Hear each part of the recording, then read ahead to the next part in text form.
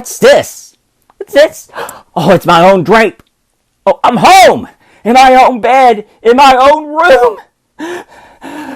These are my bed curtains. That charwoman didn't sell them after all. Oh, and the sun. The sun is shining. It's clear. It's bright. No fog. Oh, what a beautiful day. Oh, glorious, glorious. Hey, boy, boy. Yes, sir? What's today? What's that, sir? What day is it, my fine fellow? Today? Why, it's Christmas Day. Christmas Day. Then I haven't missed it. The spirits must have done it all in one night. All in one night. Well, of course they did. All in one night. Heaven be praised. How's that, sir? Listen, my lad. You know where that poulterer is in the next street? I should say I do. An intelligent boy. A remarkable boy. Tell me, do you know if they sold the prize turkey that was hanging in the window? What, the one as big as me? What a delightful boy. It's a pleasure to talk to ye. Yes, my buck. Well, it's hanging there now, sir. That's wonderful. Go down, will you? And tell him to send it to Bob Cratchit and his family on Broad Street. And mind you, they are not to know who paid for it. Go along, hurry, my lad. Oh, whoa, wait a minute. Here, wait a minute. There's half a crown for your trouble. Yes, sir. And a Merry Christmas, sir. And a Merry Christmas to you, my boy.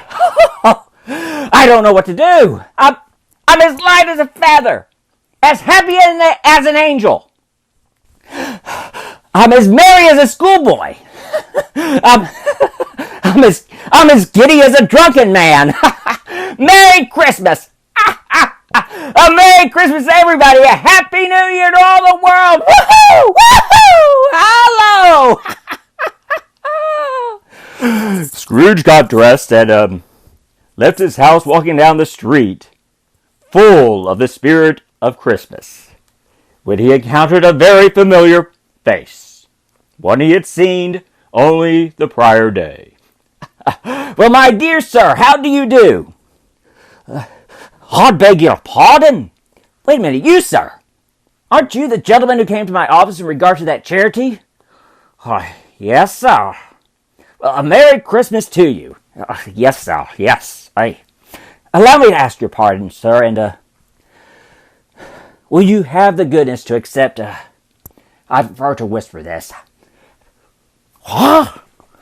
But Lord bless me, my dear Mr. Scrooge. Are you serious? Oh, if you please. Now, not a farthing less. A great many back payments are included in it, I assure you. Will you do me that favor? My dear sir, I do not know what to say to such an... Oh, now, don't say anything, please. Just come and see me. Will you come and see me? Oh, I will indeed, sir. Thank ye, I am much obliged to you. I thank you 50 times. Bless you, Merry Christmas. Scrooge went to church and walked about the streets and watched the people hurrying to and fro, and patted children on the head, and questioned beggars, and looked down into the kitchens of houses, and up to the windows, and found that everything could yield him pleasure. He had never dreamed that any walk, that anything, could give him so much happiness. In the afternoon, he turned his steps toward his nephew's house. Oh, Fred! Well, bless my soul! Who's that? It is I, your Uncle Scrooge. I have come to dinner. Will you let me in, Fred? Are you kidding? Well, indeed I shall. Oh, please, dear uncle, please do come in. Allow me to introduce you to my wife and... Scrooge was at home in 5 minutes. Nothing could be heartier. His niece, Fred's wife, looked just the same. So did Topper when he came. And so did the plump sister when she came. So did everyone when they came. Wonderful party, wonderful games, wonderful unanimity, wonderful happiness. But He was early at his office the next morning. Oh, he was early there. And he went early for a reason. If he could only be there first and catch Bob Cratchit coming in late. Now that was the thing he'd set his heart upon. Oh, and he did it. Yes, he did. The clock struck 9. No Bob. 1:15. No Bob. Scrooge sat with his door wide open, that he might see him come in. At last he came. His hat was off before he opened the door, his comforter too. He was on his stool in a jiffy, driving away with his pen, as if he were trying to overtake 9 o'clock. 15 and 21, 6 and carry the 1, 20, 24, carry the 2, 31 and 8 and 9. Hello, you Cratchit! Yes, sir? Step this way, Cratchit, if you please. Cratchit, what do you mean by coming in at this time of day? Why, I am very sorry, sir. I am behind my time. You are, yes, I think you are. Oh, it's only once a year, Mr. Scrooge. It shall not be repeated. I was making rather merry yesterday, sir. Well, I'll tell you what, my friend. I'll not stand this sort of thing any longer. And therefore, Bob Cratchit, I'm about to raise your salary.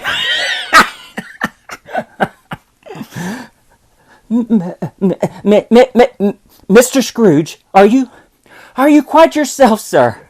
Oh, no, thank heaven I am not quite myself. Oh, Merry Christmas, Bob. Merry Christmas, my good fellow. A merrier Christmas than I've given you in many a year. I shall raise your salary indeed, and we will see what we can do for Tiny Tim and the rest of your family.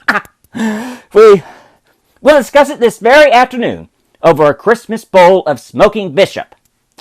And Bob, make up the fire. Make it up and buy another coal scuttle before you dot another I, Bob Cratchit.